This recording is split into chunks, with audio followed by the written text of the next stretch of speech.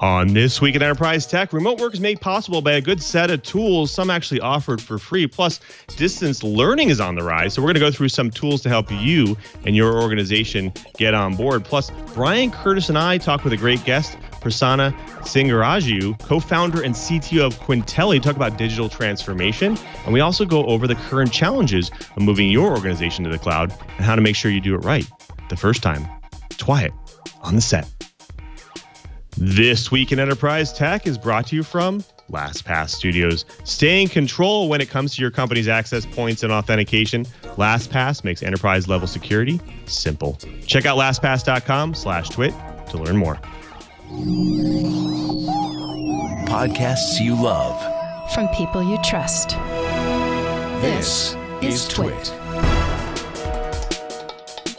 This is TWiT, This Week in Enterprise Tech, episode 386, recorded March 27th, 2020. Continuously delivering everything with Qentelli. This episode of This Week in Enterprise Tech is brought to you by Privacy.com. Privacy lets you make purchases online using virtual cards instead of real ones, protecting your identity and bank information on the internet. New customers get $5 to spend on their first purchase. Go to privacy.com/enterprise to sign up now. And by Wasabi Hot Cloud Storage. Thinking about moving your data storage to the cloud? Wasabi is enterprise-class cloud storage at 1/5 the price of Amazon S3 and faster than the competition with no fees for egress or API requests and no complex storage tiers. Your business may be unpredictable, but your data cost shouldn't be. Start a free trial at wasabi.com and enter code ENTERPRISE.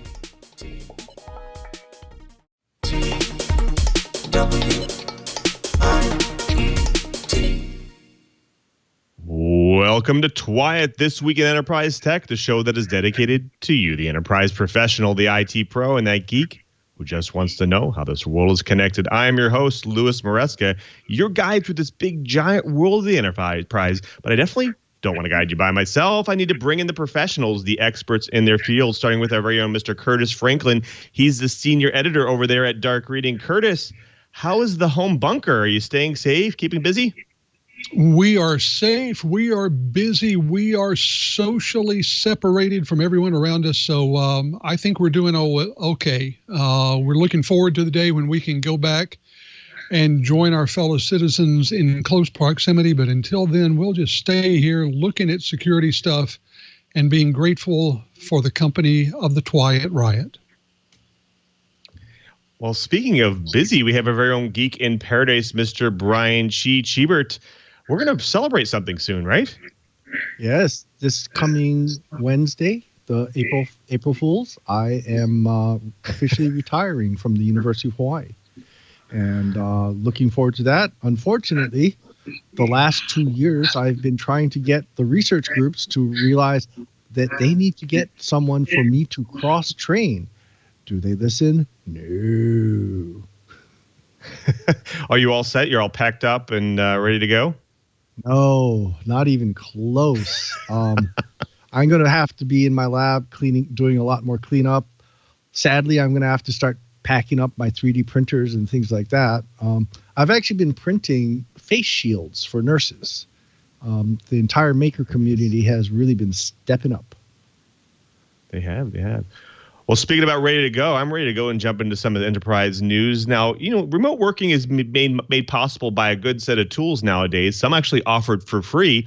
Plus, there's a good number of distance and online learning available to you. And we're going to go through some of those tools to help you and your organization. Plus, ever want to say, get off my lawn to attackers? Well, Curtis is going to go through how to evict attackers that are living on your land. And we have a great guest, Prasanna Singaraju, co-founder and CTO of Qentelli, to talk about digital transformations and continuous delivery. But before we get into all that goodness, we do have to get into this week's blips. Now, your organization, I'm sure, has heightened sense of security based off the current climate. With good reason, of course. There are a lot of people working from home, and you have to extend your security to those devices, which are sometimes beyond your network as well. Well, this article is not going to make you feel any more warm and fuzzy all about that. Google's threat analysis group, which counters targeted and government-backed hacking against the company and its users, sent account holders almost 8,000 warnings last year, with government officials, journalists, dissidents, and geopolitical rivals being the most targeted team members here. Now, attackers have responded by reducing the frequency of their attack attempts and being more deliberate. Now, the group saw an increase in phishing attacks that impersonated news outlets and journalists, and many of these attacks and cases sought to actually spread disinformation by attempting to seed false stories with other reporters.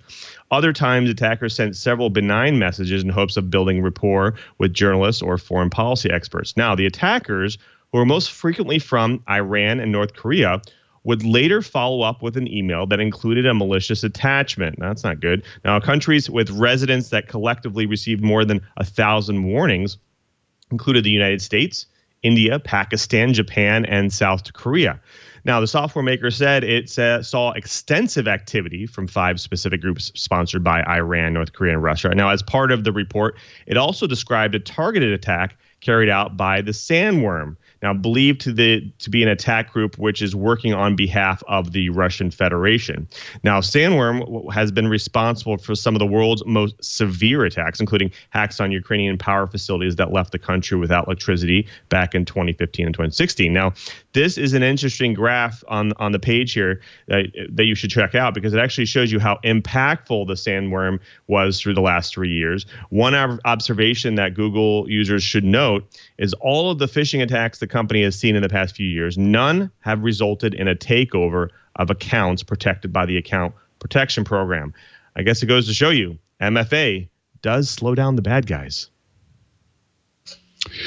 Well, a cyber version of the Justice League has been launched to fight COVID-19 related hacks. A group of cybersecurity experts from around the world, including from companies like Microsoft and Okta, have teamed to help organizations fight COVID-19 related hacking and phishing attacks. The Restricted Invite COVID-19 Cyber Threat Intelligence League consists of cyber threat intelligence experts, incident responders, and other security experts experienced at detecting, responding, and neutralizing threats. Initially, at least, League members will prioritize efforts on helping hospitals and healthcare facilities fend off ransomware and other threats from attackers seeking to exploit the general mayhem triggered by the COVID-19 health crisis. The group identified the 4 individuals who launched the effort as Ohad Zeidenberg, lead cyber intelligence researcher at the Israeli firm Clear Sky Security, Nate Warfield and Chris Mills, security researchers at Microsoft, and Mark Rogers, Vice President of Security at Okta and Head of Security Operations at DEF CON. Well, I thought I'd go and do some nice, friendly, feel-good stories. In this case, I'm not sure if you saw it, but on YouTube, there's a bunch of guys that created a giant toilet paper throne. And, they were stuck with them. So it all started as a prank video where some YouTubers bought thousands of rolls of toilet paper and built a giant fort out of it. Well, they say timing is everything. And these guys mentioned that if they had tried to give the toilet paper away right after they did the video, people would have laughed at them. Well, now they're paying it forward and giving thousands of rolls of toilet paper away to some extremely grateful folks in Colorado Springs. Yeah, this isn't even close to enterprise, but with nearly all the current news being about people dying and hospitals overflowing, we needed some good news during the shutdown. Indeed, we did. Well, with the increased number of people socially connecting with coworkers, family members, and classmates, there's been an increased demand in video and audio call applications as well. Now, Zoom actually being one of those good tools. Now, Zoom is a good tool for teams and enterprises, and it helps secure their collaboration across many different people. However, a recent report for what the company is actually doing is its privacy policy doesn't make clear for its iOS version of Zoom that the fact it's actually sending analytic data to Facebook. Now, even if Zoom users don't have Facebook account, this sort of data transfer is not uncommon, especially for Facebook. Plenty of apps use Facebook's software development kits as means to actually implement features in their apps more easily, which also has the effect of sending information to Facebook. But Zoom users may not be aware that it's actually happening, nor understand that when they actually use one product, they may be providing data to another service altogether. Now, upon downloading Zoom and opening implementing it. Zoom connects to Facebook's Graph API, according to the motherboard's analysis of the app's network activity. Now, the Graph API is the main way developers actually get data in and out of Facebook. Now, Zoom app notifies Facebook when the user opens the app, details on the user's device, such as the model, the time zone and city they are connecting from, which phone carrier they're using, and a unique advertiser identifier created by the user's device, which companies can use to target a user with advertisements. Now, the good thing here is there's no sensitive user data being sent here. And Zoom privacy policy does say that, quote, our third-party service providers and advertising partners, Google Ads and Google Analytics, automatically collect some information about you when you use our products. Now, this report comes at an interesting time, and many people are rethinking heavy usage of the tool. Well, technology is empowering pandemic response, but there are still privacy worries. In late January and early February, a study of influenza had the ability to reveal whether subjects in the Seattle area were infected by the novel coronavirus. But medical privacy rules scuttled the idea until researchers on February 25th decided to go ahead and test anyway. They discovered that COVID-19 had already contributed to the deaths of 2 people. In China, Singapore, and Israel, government officials use citizens' cell phones to track who might or might not have had contact with infected individuals, a capability the European Union is considering as well. Natural and human disasters typically redraw the lines between civil liberties and security, but the rush to find ways to use technology to combat COVID-19 has given governments visibility into the spread of the novel coronavirus and will likely result in citizens sacrificing privacy, at least in the short term. Efforts to monitor potential infected citizens will likely run afoul of privacy rules, but can pay dividends, says Ambuj Kumar, Fortinix CEO and co-founder of the encryption firm. New techniques, such as privacy-preserving data analysis, could allow extremely private data to be tracked from multiple sources without exposing an individual's private data. Now, given all this, the Electronic Frontier Foundation, EFF, has warned that in fighting the epidemic, technologists should consider the privacy consequences. We need to be vigilant so that we come out the other side of this crisis with a society we want to live in and to hand down to our kids. Well, I'm going to continue my thread of good news during this pandemic.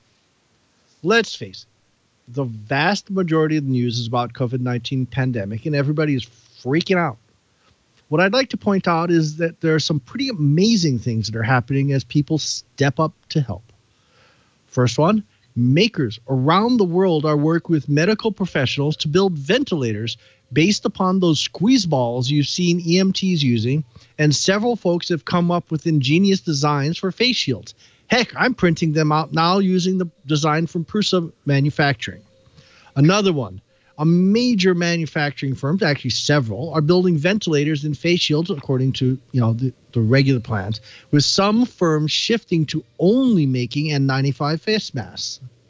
Distilleries are shifting to making hand sanitizer so that first responders don't get shortchanged in the hoarding rush. Entertainers have taken to the internet to sing us songs while they're in isolation. The one started by Gal Gadot was amazing since we got to see some very famous folks in their jammies. And some of the cartoons that have tickled our funny bones are certainly going to become classics. Well, with the advent of 5G, in fact, we covered it in the AMA today from TWiT, there has also been extensive review of 4G networks as well. Now, a report published this week centers around the industry standard diameter signaling protocol, a core component in LTE that facilitates communication and translation between the Internet Protocol network elements. Now, in 4G, the diameter signaling protocol is used to authenticate and authorize messages. Now, what it says is every 4G network is susceptible to a form of denial of service attack. Now, according to the report, which examined the networks of 28 telecommunication operators across Europe, Asia, Africa, and South America between 2018 and 2019, every attempt made to infiltrate these networks in some form was a success. Now, researchers explored different forms of the attack, including ways to bypass restrictions implemented by operators to allow free fraudulent usage, SMS interception, and denial of service. Now, the denial of service was the easiest form of cyber attack caused by architectural flaws in the diameter protocol. In addition, the researchers say that the 5G networks are actually built upon existing architecture and the protocol, and these security weaknesses will continue to exist there as well. Now, with increased usage of the internet these days, telecom companies have a good amount of work to harden their networks to ensure reliability and stability over time. Let's hope they jump on this very soon. Well, folks, that does it for the blips.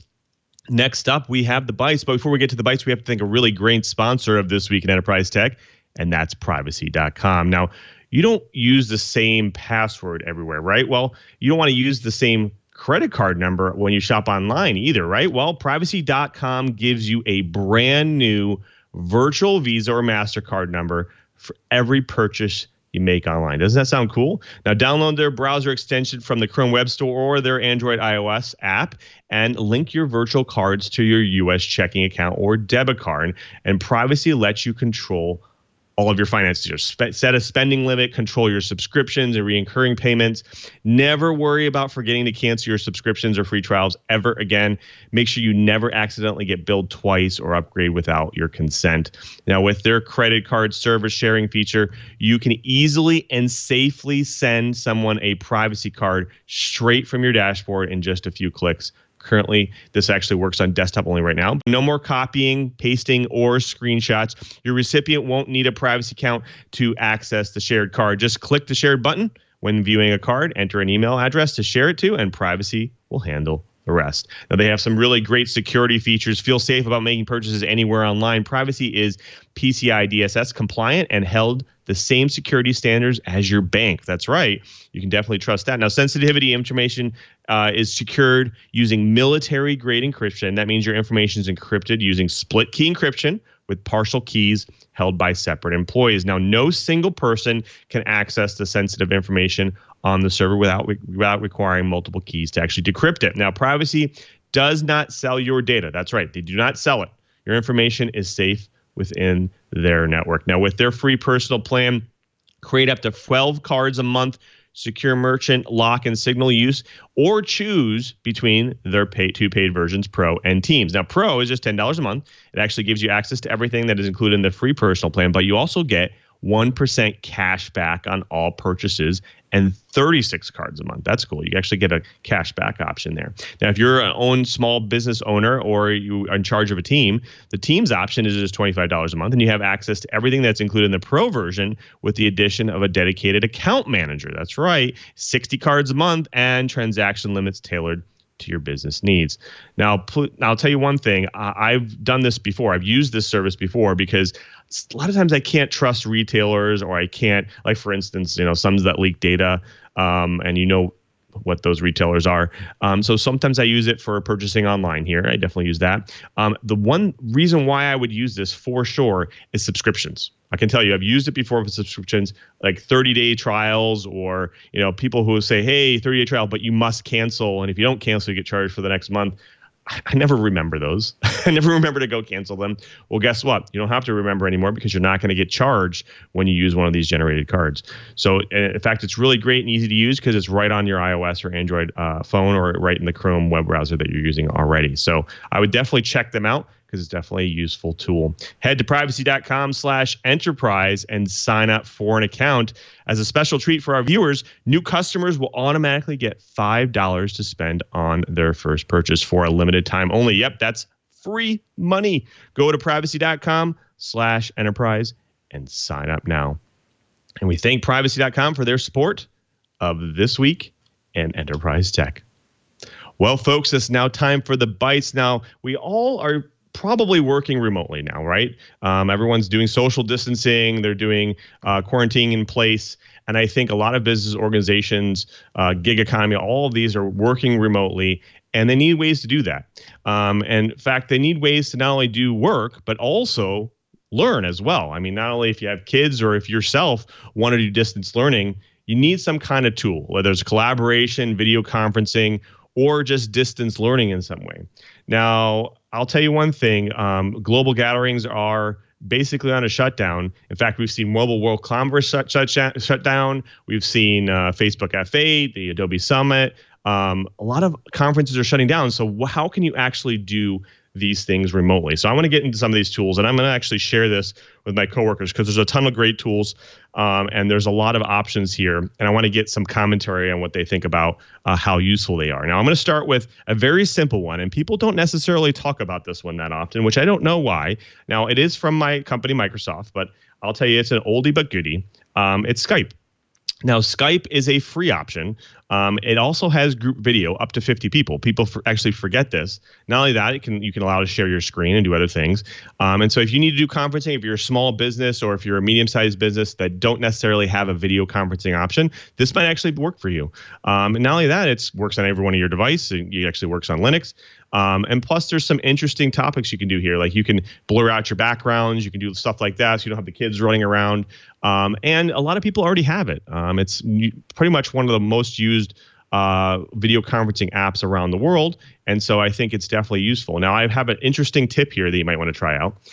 If you have an Xbox or if you have a Windows device of some kind, you can plug actually a webcam into your Xbox. You don't need a Kinect or any of that like that. And you can install the Skype app on the Xbox, and you can literally connect from the Xbox, put it up on the screen if you want to share it to yourself and be able to see the big screen, and also just use the normal webcam along the way. You can use it just like a conference call, and you can also call in, again, up to 50 people there. So I would say it's definitely a good option for you, and it will help you not only do that, but you can do learning as well. I know a lot of kids and people like, adults like, are actually using this to do lessons, whether it's music lessons or it's remote learning. A lot of them are using this option because, of course, it works on all devices comparably to some of the other tools that are out there today. So that's the number one option. Cheebert, I want to throw over to you for the next one. Is one of our sponsors, right? And what's really cool is Zoom is lifting the 40-minute cap on the free accounts, especially for schools. And I know all kinds of people that are setting up Zoom classrooms and so forth. The Institute for Astronomy at the University of Hawaii is definitely one of them. So kudos to Zoom for stepping up to the plate. I guess I'm Mr. Good News today, right? That you are. Zoom is a great tool. It really is. It makes it easy for especially large conferences for businesses. I know a lot of local schools here are using it because, again, it's been able to give them that those free accounts. I know that a lot of younger students are actually being able to have social hours with their classmates using Zoom. It's a really great tool. It's easy to use. And it's very, very clear they have a really good high definition option, which is a great option. Curtis, what about the next one? Let's see. I am seeing the next one as Google Hangouts. Yeah, Google Hangouts. Sure. Now, Google Hangouts is one of these things that has been around in one form or another for a while. For those of us who remember some of the late lamented Google social networking stuff, Google Hangouts is really in many ways the last remaining piece of that.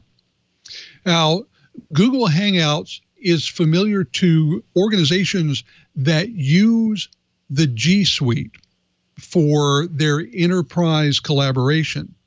But what Google has done now is make it free and make advanced features free for all of their G Suite and education customers. And the education customer part of that is key because there are lots and lots and lots and lots and lots and lots of school districts and universities out there that use the Google Cloud as their online collaboration and office productivity tool.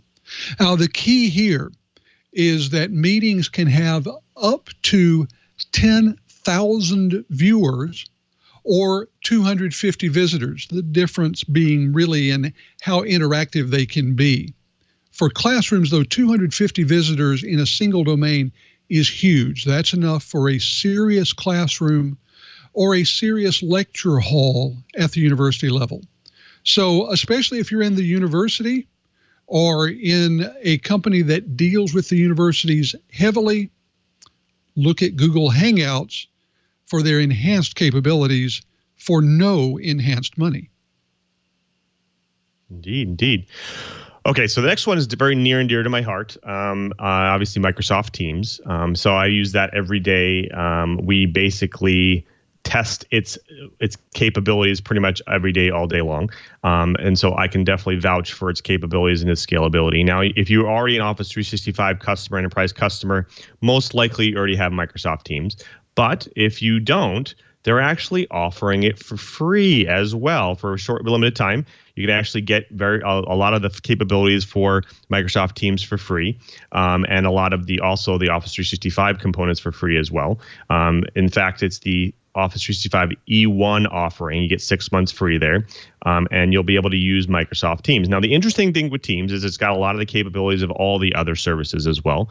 It's very similar if you've used Slack or if you used some of the other collaboration engines that are out there. But again, Teams is constantly adding features that really could be useful to you as well. Like, for instance, you get a screen share, or you're going to, I think a really great feature. In fact, WebEx had this for a long time. We'll cover them later. Where if you're doing a conference with Microsoft Teams, where you have lots of people on there, and you want to raise your hand and ask a question, well, they have soon to have that raise your hand, ask a question capability as well. They also have, which is in the insider's ring right now, they also have the capability to add backgrounds and do kind of like a green screen type capability, which is a lot of fun. A lot of team members that I have a lot of fun with that. They put up bunkers and silly things like that to get people's attention. But it's actually a lot of fun, and it really helps to be collaborative. And the great thing is it also offers the ability to have one place you can go to always find information. So we're using it to actually collaborate, and we're trying to use a little bit less of email. So this way, if somebody's not on the email, they have a place to go to still search and find the information they need as part of the team. It's kind of perpetually out there. It's available for searching and finding. It's obviously, you can secure it as well if you want to just be part of your team, or if you want other people to be able to join the team and see the information. So it's just a really great tool, and it's really great for organizations and educational life. So I say definitely try out Microsoft Teams. So the next one, obviously, Curt went over Google Hangouts. What about WebEx? Now, Chee, you have experience with WebEx, right? In fact, my meeting that I just got off right before TWiT was on a WebEx. To say that there's been a lot of busy in this arena is really an understatement. And WebEx seems to be a really, really common knee-jerk reaction with a lot of people. It's been around a long time. And sorry, Cisco, WebEx has gotten so ubiquitous, which is a good thing for you guys, that it's almost being used like Band-Aids or Xeroxing. It's become a verb rather than a noun. But it's been around for a long time. WebEx is offering unlimited usage on even the most secure collaboration platform, which is really, really cool. Now, one of the lesser known systems is Avaya Spaces. I worked with Avaya a lot because of Interop, and they've been really, really big on voice over IP. And so what they're doing is with the whole unified communications trend, Avaya Spaces has become one of the new things, especially in Avaya shops. So anyway, they're basically stepping up to the plate, and they're providing free solutions for up to 200 participants to do video, voice, chat, content sharing, and online meetings. So anyway, how about I toss the next one, because this is actually a pretty long list. Let's toss it to Mr. Curtis. Well, next up is Starleaf. Now, Starleaf is a leading provider of meeting room and video conferencing solutions, although they're not as known among consumers as some of the other ones we've talked about. Starleaf plans have been created that involve various new products and service offerings, like a free version of the conferencing software available globally. The free Starleaf version is available across all devices worldwide. They just need your email address to get you started. After that, you can meet anyone through video. Now, there are also trials available through Starleaf's partner network. So look for VARs, look for system integrators who might be offering Starleaf as part of unified solutions. And if you're a customer who aren't sure how long you'll need to enable remote working, Starleaf has your back. They say they will be very flexible with their licensing so that you can expand the capabilities when you need, have all of your employees do remote working, and you can work out financial details after the crisis is over. Lou, back to you. Thank you, Curtis. Now, we have a very long list. We'll go through a couple more here. So let's go next to Ring Central. Now, Ring Central used to be a sponsor. In fact, TWiT uses Ring Central. But they also offer a no-commitment free trial to users that are interested in their meeting software for collaboration. Now, as one of the leading providers in VoIP and collaboration tools in the industry, Ring Central offers tools like HD video and screen sharing within their meeting stack, as well as recording and text-based chat. Now, you can use the private chat or group chat in meetings depending on your needs. Now, there is a minor restriction here. They have a 40-minute restriction on group conversations within the free version of Ring Central meetings, but there is actually no limit on the one-to-one meetings. So that's a great feature as well. There are a bunch of other ones here. There is Dialpad Uber Conference. There is 8x8. There's Zoho Remotely. There is Lifesize. There is LogMe and GoToMeeting. There's Monday.com. There's Meetup Call, PGI. There are a ton of options out there, big or small, free or not. So I definitely encourage you to get out there and try some of these, see what works for your organization. One additional tip I wanted to give you, because a lot of people have been reaching out to me and saying, you know what, like I can't order a webcam or any type of camera on Amazon or anywhere else, B&H Photo, anywhere where I go, because obviously they're not shipping these things. They're only shipping essential things right now until well into May.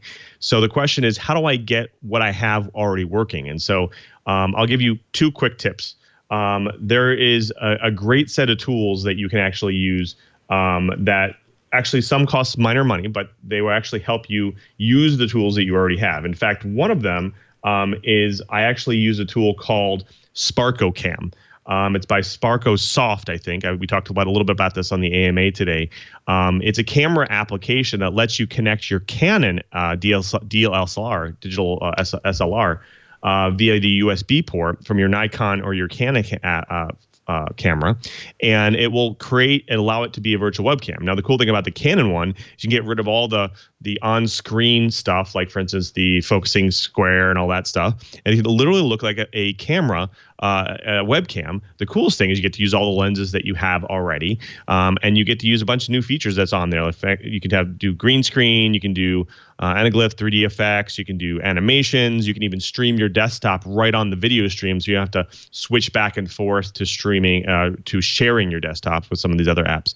So it's kind of a cool tool, so check that out. That will definitely help you in your organization. I actually used it the other day. We had kind of a social hour with our team members, and we were playing some of the online Jack games, those like Don't Know Jack or whatnot. And I actually shared my screen using that tool, and I was still able to talk and interact with the team members as they played the game. So it's a really fun tool to use, and it actually is very useful and inexpensive. Another one being XSplit. So XSplit is a little bit more advanced application. It's great for broadcasters, people who are going to broadcast live and online streaming, but it's also great to merge those cameras together. So if you have multiple ones, like for instance, you have a DSLR or maybe a webcam like a Logitech C920, you can actually merge the streams together, and you can make them a virtual camera, so that can be piped into Teams or Zoom or Skype, and be able to use it that way. So if you want to do more than one thing, or you want to do kind of like a talking head on top of a sharing screen,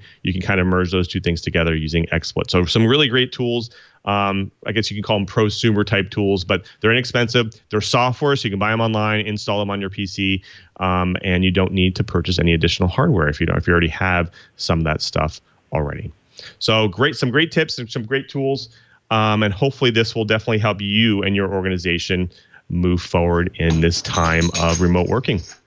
Well, folks, that does it for the Bites. Next up, we get to bring in a guest to drop some knowledge on the TWiT Riot. And today is no exception. We have a really great guest to talk about digital transformations and continuous delivery. But before we get there, we have to thank a really great sponsor of This Week in Enterprise Tech, and that is Wasabi Hot Cloud Storage. Now, Wasabi is the perfect solution for managed service providers to sell because they can earn more while charging less. That's right. It's also 80% cheaper than Amazon S3. 80% cheaper, and it's significantly cheaper than on-premise storage as well. Now, typically, you can store your data in Wasabi's cloud for less than just the annual cost of maintenance fees on the same amount of on-premise storage. Think about that. That's a pretty interesting topic there. Wasabi's disruptive price performance model makes buying cloud storage a natural addition. Plus, it provides 11 nines of durability. 11 nines. This means on average, you'll lose one file every 649,000 years. So pretty much you're never going to lose a file. Hosted in premier tier 4 data center facilities, they are highly secure and fully redundant. Wasabi is secure by default, and all data stored in the Wasabi cloud and is always encrypted at rest, even if the requesting party doesn't specify encryption. Now, Wasabi follows industry best security models and design practices. In fact, they have access control mechanisms such as bucket policies and access control lists, and can be used to selectively grant permissions. Plus, your data will be immutable, preventing data from being erased or altered. It protects you from hackers, malware, and yourself. In fact, it also has active integrity checking where all objects stored are checked for integrity every 90 days. And if you're worried about compliance, Wasabi has you covered. They're HIPAA, FINRA, and CGIS compliant. Now, Wasabi is not just highly secure disruptive technology that's turning the industry on its ears. It's the storage that 80% cheaper and up to 6 times faster than the speeds of the industry leaders. Now, calculate the savings for yourself and start a free trial of unlimited storage for a month. Go to wasabi.com. Click the free trial link and enter the code ENTERPRISE. Join the movement and migrate your data to the cloud with confidence. Go to wasabi.com and make sure to use the offer code ENTERPRISE. And we thank Wasabi for their support of This Week in Enterprise Tech. Well, folks, it's now my favorite part of the show. We actually get to bring in a guest to drop some knowledge on the TWiT Riot. And today we actually have a really great guest, Prasanna Singaraju. Hopefully I said that correctly. Co-founder and CTO of Qentelli. Prasanna, thank you so much for being here. Really appreciate it. Well, thank you for having me. Absolutely. Now, you guys are out of Dallas. Is that correct? Yes, we are. We're actually headquartered in Dallas, but we do have a global innovation team based out of India. So mostly Dallas and then India some. Fantastic. Now, before we get into all the great topics that we have here, our audience loves to hear origin stories and how people kind of went through their journey through tech and how they ended up at the place that they're at now. Can you maybe take us through your journey through tech and how you ended up at Qentelli? Absolutely. So I started my career as a tech support, literally in Cisco. I started in the infrastructure world. I used to be unified communication, over IP, and all that fun stuff, and then moved into more active software development and architecting and solution architecture. And we started Qentelli about 5 years ago with the goal to have automation as the means to the end. We wanted to bring DevOps, continuous delivery, and digital transformations to enable business transformation that can be powered by digital transformations. So that's kind of what our journey has been in the past 15 years. I joke about this. I think I've played every single role that I manage on the technology teams. Fantastic. Well, I could definitely safely say that you know the topic really well. So that's great. A lot of organizations out there, they want to be online. They want to do the right thing to get and do that digital transformation. And they think, hey, we can be able to do this. But sometimes there's some less obvious things, less things that allow them to modernize their system or IT systems. Can you maybe go through what some of the reasons organizations should modernize their systems and workflows, and maybe some of the things they're missing before they do so? So I think some of the most important or most obvious aspects typically become the member-facing or the customer-facing or the primary customer-facing systems. But what they miss is the business processes that actually slow them down are on the back end. There's a lot of things that are in their core business operations that are extremely manual and that forces to have multiple steps to perform one simple transaction, perhaps even. And those are areas that customers, we urge our customers to look at, and those are areas that enterprises should look at when they go in. What is in the house that needs to be optimized and gain more efficiencies from that standpoint? Now, what are you seeing that's actually driving digital transformation? Because a lot of companies just say, hey, I want to do this because I want to be online or I want to be able to scale out my efforts. But that's not the only reason, right? What's some of the major reasons that you're seeing companies actually want to go through this process?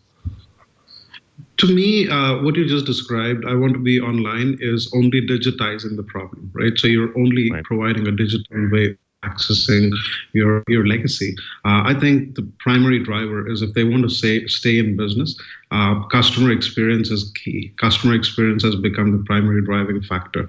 And if you do not have a digitally thinking workforce that can give that level of customer experience, and a technology platform, a modern technology platform at that can provide that level of interaction.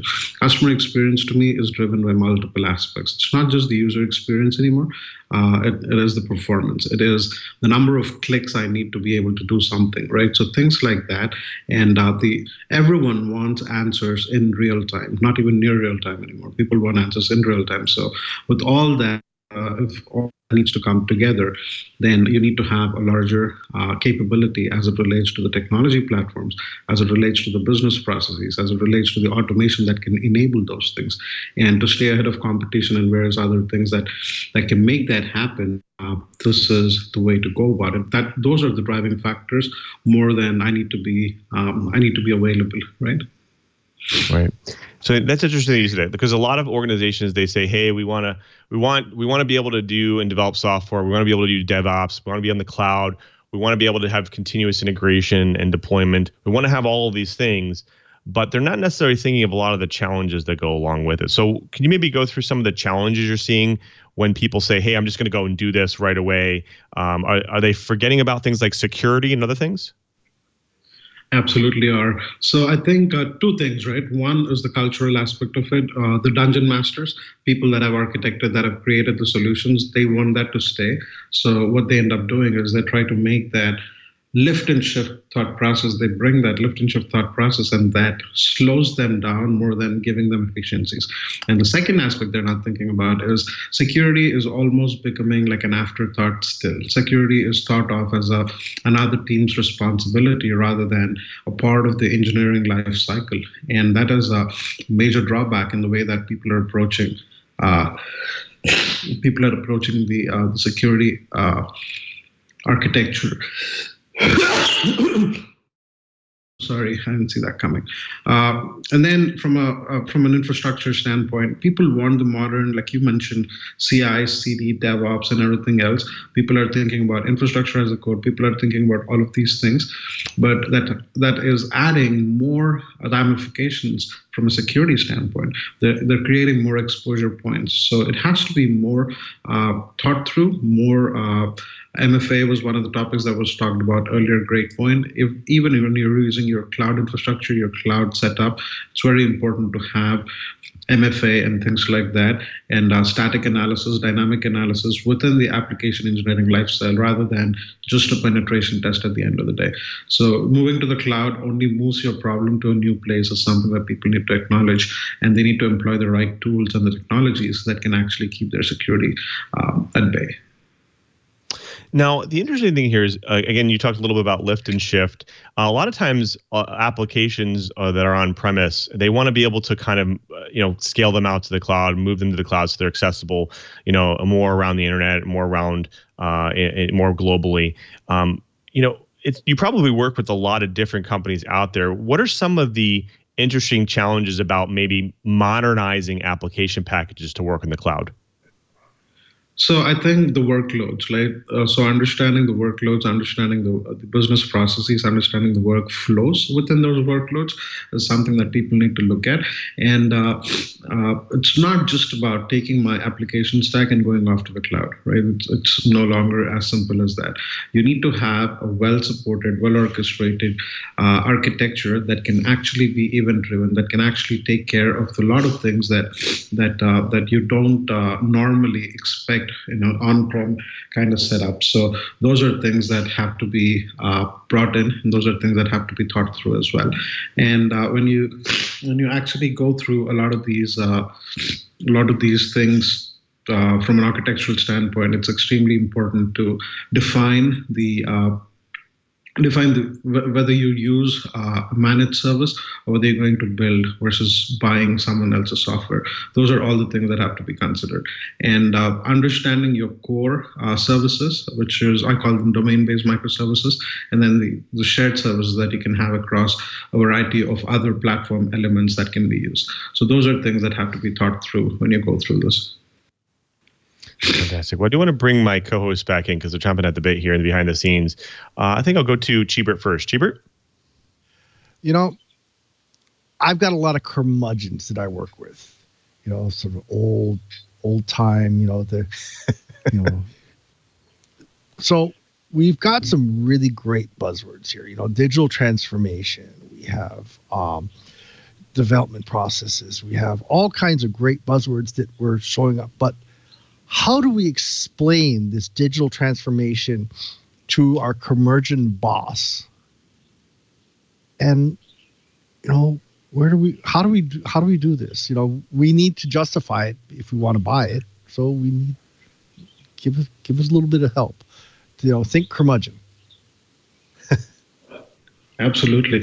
So that is one of the things that we run into most of the time is the boss is sometimes the guy who is the dungeon master, probably, right? So he was the first guy to come up with the architecture for the original system, probably graduated along the way and became the boss now, right? So to help understand that, you need to understand what are all of my personas that are actually my applications. Who's my end audience? And using that to understand what is my customer experience that I am delivering across these various channels. And the second aspect of it is from an architectural standpoint, where are we? And if we have a competition, what is our competition doing that is vastly different from what we are already doing? And if we have a comparison in the experience journeys, that's even better. The third thing is legacy platforms and legacy software bring their own set of challenges from a maintainability, adaptability, upgrades, all sorts of things, you name it, right? And several times these legacy platforms even come with a hefty license fee because of the way they were set up back then. So the financial aspect of it can be measured as almost the return on investment kind of pays for itself over a 12 to 18 month period, whereas the customer experience is something that you can start to experience benefits of within the first 4 to 6 months. So those are aspects that you play in, and then you bring the end goal as a vision and say, this is where we want to be if we want to be able to serve our customers, our end users, our audiences better. And the last aspect is the efficiencies within the business processes that can be had. A modern architecture can enable perhaps robotic process automation, probably AI and machine learning, things that you've never thought of within your business become a possibility as a part of the transformation, as a part of the movement towards a more modern application. When one last thing I'll leave you with is most times when people talk about digital transformations, they say microservices and cloud and DevOps. Those are all great buzzwords, but maybe your monolith belongs in a different way to be configured rather than building a microservice architecture. So making those very extremely rational decisions is also one of the things to consider. Well, let's actually ask, for nuts and bolts. Are we looking at doing a forklift upgrade in a lot of organizations, or is this a kind of a migration process? Let's start getting down to, what are we going to have to make changes to? Right. So depends on how old the technology is primarily, right? So if what we are seeing a lot of is migrations are not an option. That's how old the technologies have become obsolete in terms of that. So it's a forklift. It's literally understanding what the technology is, what the applications used to do, and then architecting and designing on a more modern environment, which is in most cases either Microsoft Azure or Amazon's AWS, right? So those are the two primary choices that you go after, and then Google Cloud Platforms are close third in this space, and then you design and architect for the cloud on the cloud. So most of the old school technologies or the legacy technologies that companies have are not suitable for a migration standpoint because they were never meant to be that way. So it's important to learn to leave things behind and kind of forklift and build and design for a more modern approach. Thank you. That was actually a great explanation. And trust me, I work in academia. I've got a lot of curmudgeons I have to deal with. Lou, or is it Curt? Who's next? I think we'll throw to Curt because we want to get a little bit of an enterprise spin on it. Curtis? Well, one of my questions, as we're talking about moving towards DevOps, you get all the agile terminology. And something that I hear from a lot of people is that when you begin going in this direction, you're talking about transformations that aren't just having an impact on the software development group, not just on the IT group. So from what you're seeing, are companies that are adding your technology using it only within that development group, or is this part of a springboard to bring a more agile, a more DevOps approach to all of their operations? That's a great question, Curtis. So because I think one of the things that technology teams have to learn from the business side of the house, structure side of the house, is stability. And one of the many things that the business side and the infrastructure teams can learn from application engineering is agility, right? So it's a great springboard, if you will, that brings all of these various people onto the same platform, and you're actually giving them each a lesson in agility. You're trying to help them understand how to break down things into much smaller micro components and look at it from a functional piece as a business team, and then defining the value streams for them, with them, and bringing those into the engineering lifecycle, and then eventually taking it to the infrastructure side. So one additional point I'd like to make is most times the infrastructure teams look at DevOps as a threat. They look at DevOps as someone who's coming in to take their jobs, or they look at it as a territory where they don't want anyone else to come in. But DevOps has gained such major efficiency gains that people can have just adopting those automated processes and everything else, that it makes all the sense in the world. So the business teams have to understand what do I need to change? How do I define my value streams? And engineering teams have to think in terms of the value that every line of code is going to produce. And infrastructure teams have to think about how soon can I recover from failure? It's no longer about 5 nines uptime or 6. No one cares about that. How soon can I recover if there has to be an issue within my operational infrastructure? Well, Prasanna, I love that you began talking about some of the cultural issues, because that gets really to my next question.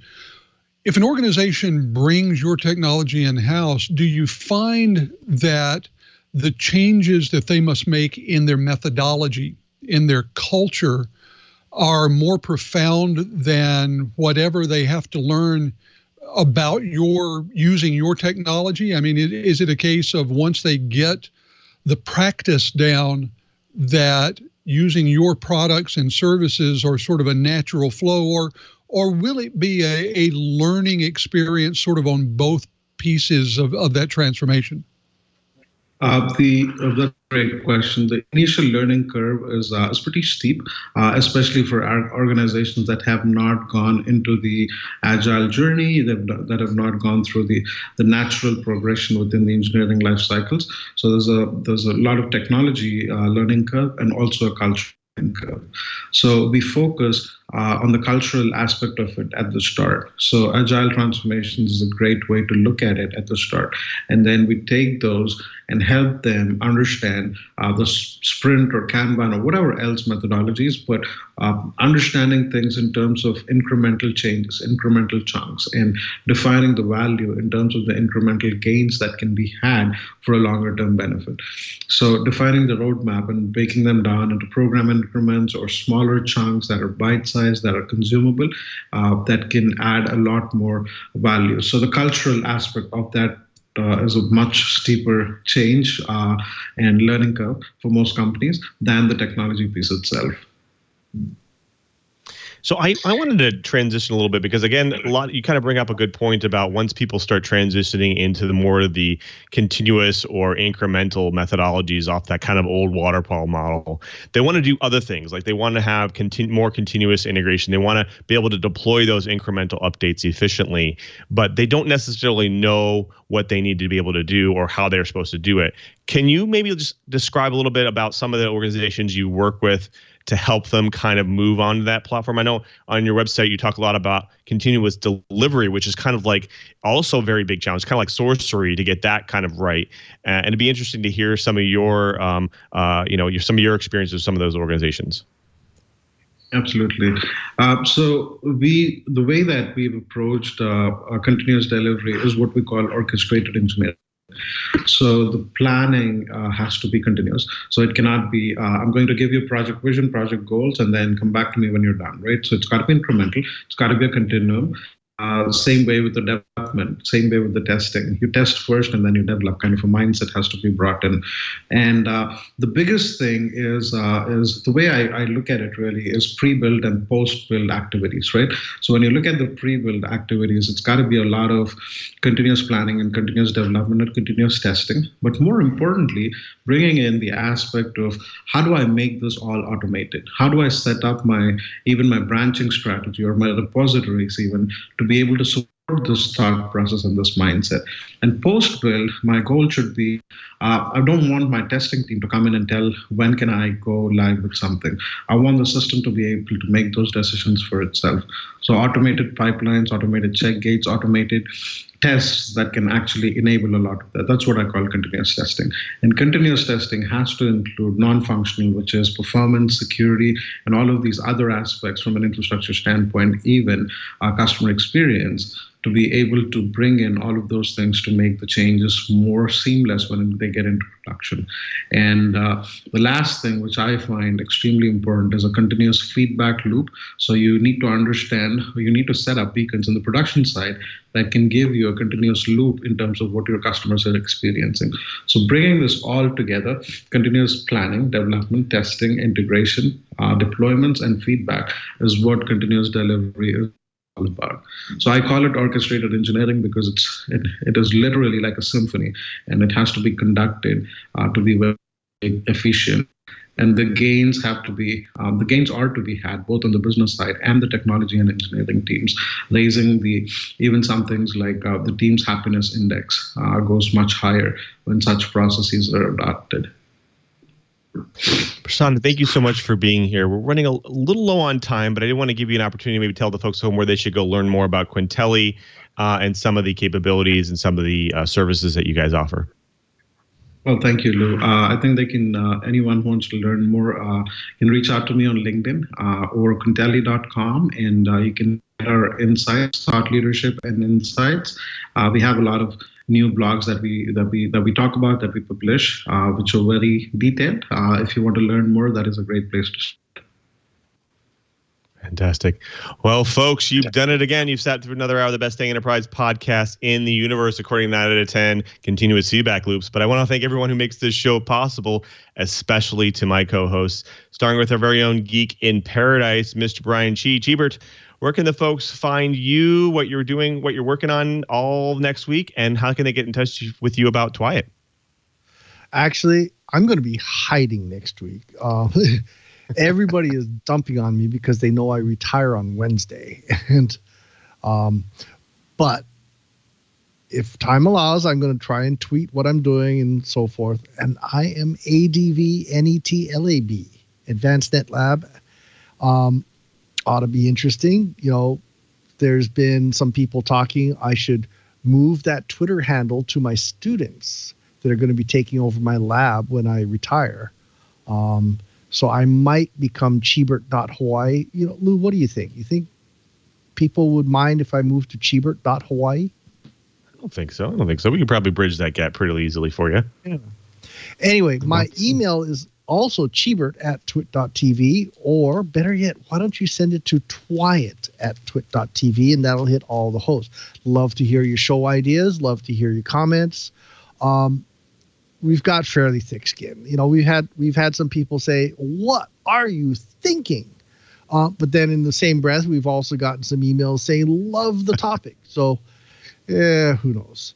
We have heard you. There's been a lot of people saying we should try and get people to talk more about the nuts and bolts of this industry, and give it a try. Cheebert's Kitchen was designed to do that, and maybe, just maybe, we can try and convince some people to let us borrow their engineers, borrow their development people, and do some in-depth Cheebert Kitchen episodes on actually how to do things.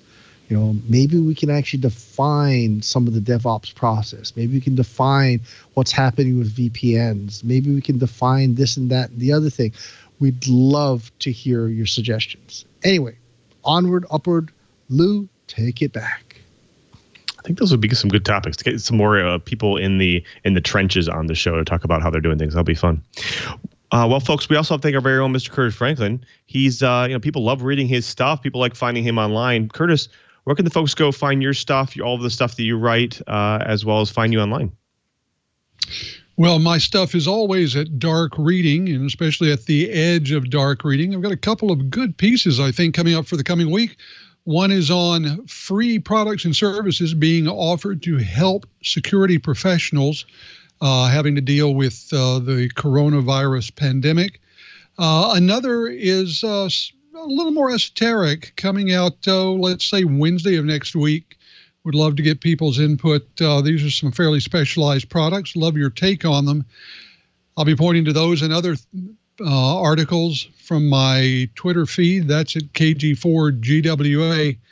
And would love to hear from you. Now, while I may not have Cheebert's thick skin, remember I am, in fact, a delicate flower, would still love to hear what you have to think about what we're doing here on TWiT. Thank you guys for being here. I wouldn't want to do this show without you. Well, folks, I also want to thank you as well. You are the person who drops in each and every week to watch and to listen to our show to get your enterprise goodness. And we want to make it easy for you to watch and listen to catch up on your enterprise news. Go to our show page right now. That's twit.tv/TWiT. There you'll find all of the amazing back episodes, the show notes, the co-host information, the guest information, and links to the show, the stories that we do during the show. But more importantly, next to those videos there, you'll actually get those helpful subscribe and download links. That's right. Support the show by getting your audio version, your video version, or your HD video version of your choice. And in fact, you can listen on any one of your devices as well. Just choose your favorite podcast application. We are on there as well. It's the best way to stay on top of your enterprise and IT news, so you might as well subscribe to do so. Now, after you subscribe, share the gift of TWiT with your family, your friends, your coworkers, because you know what? Most likely they're probably working from remote right now or at home, and they want to listen to some really great IT and enterprise news. So go ahead and share it with them as well. Now, if you've already subscribed and you're available one of these days at 1:30 p.m. Pacific time on Fridays, we do the show live at live.twit.tv. Come see how the show is run. Come see the behind the scenes. Come see all the banter that we have, how we have fun here at TWiT. So that is live.twit.tv. Plus, if you're going to watch the show live, you might as well jump into the chat room live as well. That's irc.twit.tv. That we have a really great chat room there, some great discussions out there, and in fact we do pull some content from the show and questions from the show from the chat room as well. So definitely join the chat room if you can do that. But if you can't join live, can't watch live, and you want to watch the show after you've subscribed or downloaded it, that's great. But we also have a great conversation out there that's going on 24/7 at twit.community. You can actually join the conversation. You don't have to be in the chat room to do that. Twit.community, all the hosts are out there. Sometimes the guests go out there. We have the show content. We have just really some great discussions on technology, and that is at twit.community. community. Also, remember, you can always follow me at twitter.com/LouMM. There I'll post all my enterprise tidbits. Of course, all the conversations with great people like you. Plus, if you want to see what I do during my normal work week at Microsoft, you can go check that out as well. I post a lot of things there. And of course, if you want to see what I'm doing at Microsoft, you go to dev.office.com. There we post the latest and greatest ways for you to customize your Office experience for you and your organization and make it more productive for you. I also want to thank everyone who makes this show possible, especially to Leo and Lisa. They continue to support This Week in Enterprise Tech each and every week, and we couldn't do the show without them. I also want to thank all the TWiT engineers at TWiT. They work really hard, especially with this whole social distancing thing. It makes it more difficult for them, and they've done a really great job. So thank you for all your support. Also, thank you again to Mr. Brian Chee. He's not only our co-host, but he's also our producer as well. He's our tireless producer. He gets all the bookings and the playings for the show, and we definitely couldn't do this show without him. Now, before we sign out, we have to thank not only our editor, who's Victor, who's behind the scenes, he's at home and he's editing for us, but also our TD for today, Jeff. Jeff, you've been doing such a great job over the last couple of weeks. Thank you so much for all your support. But of course, we have to continue our tradition of the show and ask, hey, what was the major topic? What did you get out of the show today? Well, I really like the audio and video applications section because that's what everybody needs right now to be able to continue to do business. Individuals, businesses. I'm the only one here at the TWiT studio. Can you believe that? So, everybody's at home on their online Skype, Zoom, all the ones you mentioned. So, I really tuned into that. I thought the guests had some great information as well. But you guys are awesome. Thanks, Deb. Thanks, Jeff. I would say super, super close. Maybe next time that would be continuous everything, but I would say super close. Thanks for playing. And until next time, I'm Louis Maresca, just reminding you, if you want to know what's going on in the enterprise, just keep quiet.